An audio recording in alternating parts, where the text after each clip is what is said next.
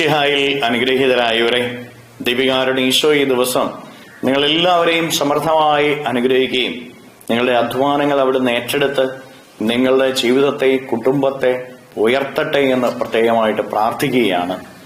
വിശുദ്ധ മത്തായിയുടെ സുവിശേഷത്തിന്റെ 11-ാമത്തെ അധ്യായത്തിന്റെ 28, 29, 30 തിരുവചനങ്ങളിൽ നമ്മളിങ്ങനെ വായിച്ച് ധ്യാനിക്കുകയാണ്.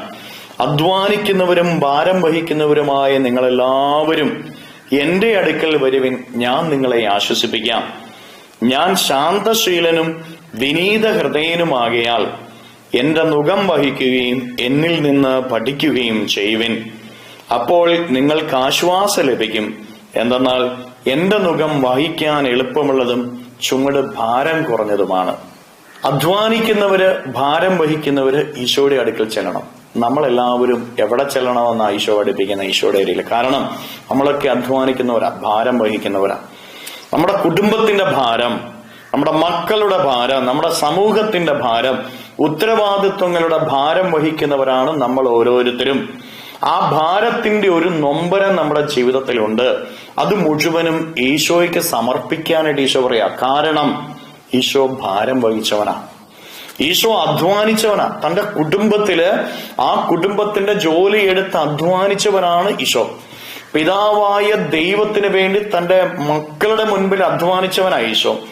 തന്റെ മക്കളുടെ രക്ഷയ്ക്ക് വേണ്ടി പിതാവ് അയച്ചപ്പോൾ ആ അധ്വാനം ഈശോ നടത്തിയത് നമ്മൾ കാണുക. കുരിശെടുത്ത് കാൽവരി മലയിലേക്ക് പോകുന്ന അധ്വാനിച്ചവനാ ഈശോ. അധ്വാനത്തിന്റെ നൊമ്പരം ഈശോയേക്കാൾ അധികമായിട്ട് ആർക്കറിയാൻ പ്രിയപ്പെട്ടവരെ? ഭാരം വഹിച്ചവനാ ഈശോ. ലോകത്തിന്റെ മുഴുവൻ പാപത്തിന്റെ ഭാരം, അതിന്റെ ഭാരത്തെക്കാൾ വലിയ ഭാരമൊന്നും നമ്മൾ വഹിക്കുന്നില്ല. ഏറ്റവും വലിയ ഭാരം പാപത്തിന്റെ ഭാരമാണ്. ആ ഭാരം മുഴുവനും വഹിച്ചവനാ ഈശോ. നിന്റെ ജീവിതത്തിൽ നിന്റെ അധ്വാനങ്ങളുടെ ഭാരം, നിന്റെ ജീവിതത്തിന്റെ ഓരോ കാര്യങ്ങളുടെയും ഭാരം, അത് വഹിക്കുമ്പോൾ ഉണ്ടാകുന്ന ദുഃഖവും നൊമ്പരവും നിന്നേക്കാൾ മുമ്പേ അറിഞ്ഞവനാണ് ഈശോ. നിന്നേക്കാൾ അധികമായി അറിയുന്നവനാണ് ഈശോ. പ്രിയപ്പെട്ട ദൈവമക്കളെ, ആ നൊമ്പരങ്ങളും വേദനകളും കഷ്ടപ്പാടുകളും അറിയുന്ന ഈശോയുടെ അരികിലേക്കല്ലാതെ നമ്മൾ ആരുടെ അരികിലേക്കാ പോകേണ്ടത്? നമ്മൾ ചേർന്ന് നിൽക്കേണ്ട ആരുടെ അരികിലാ? ഈശോയുടെ അരികിലല്ലേ? പ്രിയപ്പെട്ടവരെ, നമ്മൾ വഹിക്കുന്ന ഭാരവും നമ്മുടെ അധ്വാനത്തിന്റെ കഠിനതയും ഈ ലോകത്തിൽ മറ്റാർക്കും മനസ്സിലാക്കാൻ പറ്റിയെന്ന് വരത്തില്ല. നിന്റെ ജീവിത പങ്കാളിക്ക് മനസ്സിലാക്കാൻ പറ്റിയെന്ന് വരത്തില്ല. നിന്റെ മക്കൾക്ക് മനസ്സിലാക്കാൻ പറ്റിയെന്ന് വരത്തില്ല. നിന്റെ സമൂഹത്തിലുള്ള അംഗങ്ങൾക്ക് മനസ്സിലാക്കാൻ പറ്റിയെന്ന് വരത്തില്ല. പക്ഷെ മനസ്സിലാക്കാൻ പറ്റുന്ന ഏകൻ അത് കർത്താവ് ഈശോ മിശിഹ മാത്രമാണ് എന്ന് നമ്മൾ ഓരോരുത്തരും തിരിച്ചറിയുക. വീണ്ടും അവിടുന്ന് പഠിപ്പിക്കുക. നമ്മുടെ ഭാരങ്ങൾ വഹിക്കുമ്പോൾ, അധ്വാനിക്കുമ്പോൾ ശാന്തശീലനായിരിക്കണം നമ്മൾ ഓരോരുത്തരും. ശാന്തതയോടെ വേണം നമ്മുടെ ജീവിതത്തിൽ നമ്മൾ അധ്വാനിക്കാനും ഭാരങ്ങൾ വഹിക്കാനും. കാരണം ഈശോ കുരിശു വഹിച്ചപ്പോൾ ശാന്തതയോടുകൂടി അത് വഹിച്ചത്. ശാന്തതയോടെ, പിറുപിറുപ്പ് പാടില്ല. നമ്മൾ ഒരു കാര്യം ചെയ്യുമ്പോൾ നമ്മൾ അസ്വസ്ഥതപ്പെടരുത്, പരാതി പറയരുത്, അതിനെതിരെ ഒന്നും പറയുകയോ പ്രവർത്തിക്കുകയോ ചെയ്യരുത്. നമ്മൾ ശാന്തതയോടുകൂടെ നമ്മുടെ ഭാരങ്ങളൊന്ന് വഹിച്ചു നോക്കിക്കേ പ്രിയപ്പെട്ട ദൈവമക്കളെ.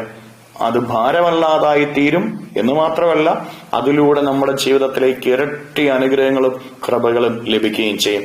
നമ്മൾ ചെയ്യുന്നതോ ഭാരം വഹിക്കുമ്പോൾ, അധ്വാനിക്കുകയാണ്. എന്തൊരധ്വാനം! നമ്മൾ കുറ്റപ്പെടുത്തും, നമ്മൾ ആകെപ്പാട് വിഷമിക്കും, വേദനിക്കും, അങ്ങനെ പല വിധത്തിൽ ചെയ്യാം. കൃപയില്ല. കൃപ കിട്ടണമെങ്കിൽ നമ്മൾ ഓരോരുത്തരും ശാന്തതയോടുകൂടെ ഓരോ കാര്യങ്ങൾ ചെയ്യാൻ പഠിക്കണം. അങ്ങനെ ശാന്തതയോടുകൂടെ നമ്മൾ ചെയ്താൽ ഈശോയുടെ കുരിശു വഹിക്കുന്നവരായിട്ട് നമ്മൾ മാറുകയാണ്. നമ്മുടെ ജീവിതം അനുഗ്രഹിക്കപ്പെടും. കരങ്ങളെ യാചനയോടെ പിടിച്ച് നമ്മുടെ ജീവിതത്തിന്റെ അധ്വാനങ്ങളെ, ഭാരങ്ങളെ എല്ലാം ഈശോയ്ക്ക് കൊടുത്ത് ശാന്തതയോടെ ജീവിക്കാൻ കൃപ നൽകണമേ എന്ന് അപേക്ഷിച്ച് സ്തുതിക്കാം. ഹല്ലേലൂയ.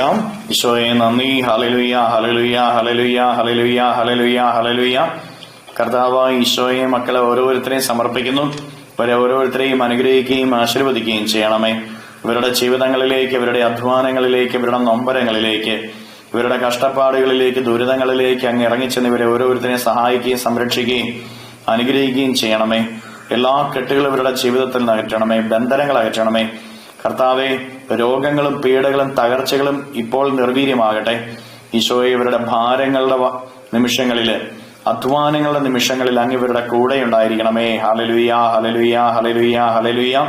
ഈശോയെ, ഇവരെ സഹായിക്കണമേ, ഇവരെ അനുഗ്രഹിക്കണമേ. Hallelujah, hallelujah. നിത്യം പിതാവും പുത്രനും പരിശുദ്ധാത്മാവുമായ സർവേശ്വര എന്നേക്കും ആമേൻ.